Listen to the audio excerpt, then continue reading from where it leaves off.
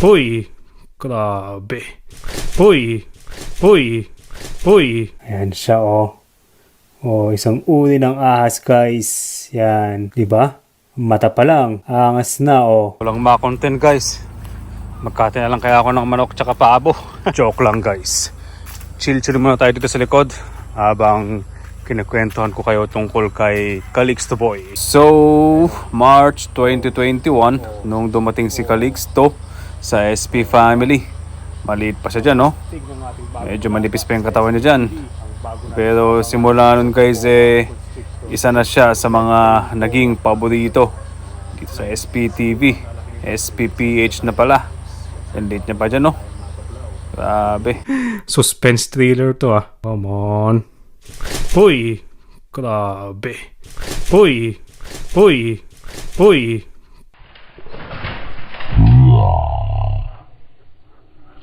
Woo!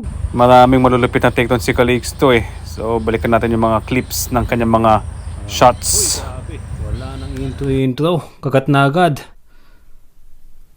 Oops! Grabe ka naman yung ulo na pinapauna ko eh. Grabe yung pag-constrict niya. No? Okay, yan na. Uy, grabe ang bilis.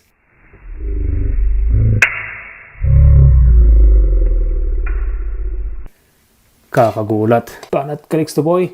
Oops. O yun.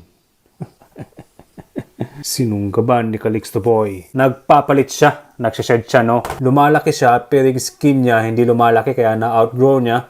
Kaya kailangan niyang magpalit. Pero yung mga snake sa... Oops. Unti-unti lang naalis, guys. Sorry kung di ma-focus, no? Ayun. Piruin nyo, guys. Mula sa maliit na pouch hanggang sa umabot na siya sa malaking vivarium.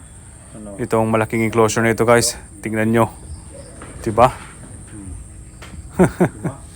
Nakakamangha din ano, sulit yung nilaki niya oh. Ano guys, ayun oh, grabe, piniga yung buntot na iwan. Ang lakas na pagkakakonstrict niya guys.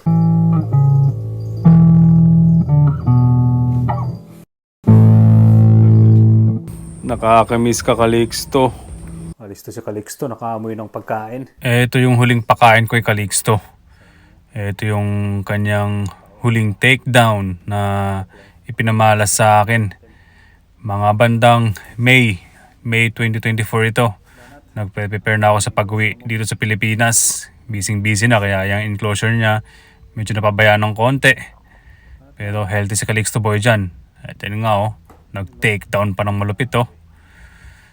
Kakamiss ka talaga Calixto. Kung pwede ka lang sanang iwi dito sa Pilipinas eh. Kaso hindi pwede. Yan, patouch-touch na lang tayo.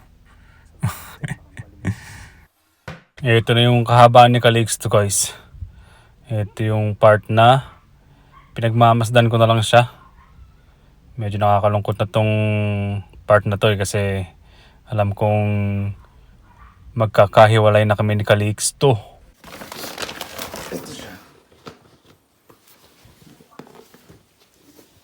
Nung dumating sa akin si Calixto eh, dito lang siya sa pouch na to.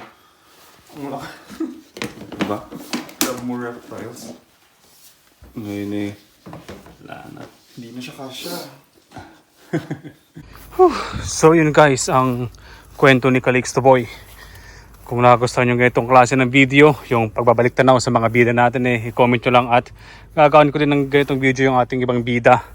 Sila na Genie, si Luna, si Pax, si Tupac. Yun. Ayun nga eh, kung pwede ko lang sana silang tinumba ng hangin nung Sabado. Lakas ng ulan, tas hangin, tumba yung saging. Dapat lahat tinumba na eh, kasi lahat ng to gusto kong linisan. Dito tayo gagawa ng ating skit zoo.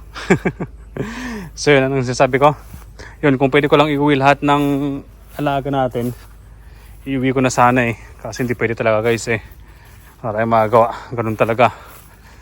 At pasensya na sa mga fan ng ating mga bida. Kailangan talagang iwan sila eh. So yun, maraming salamat guys at chill lang tayo lagi dito sa Duyan. Dito sa Schizopelma Philippines. PH. Salamat guys.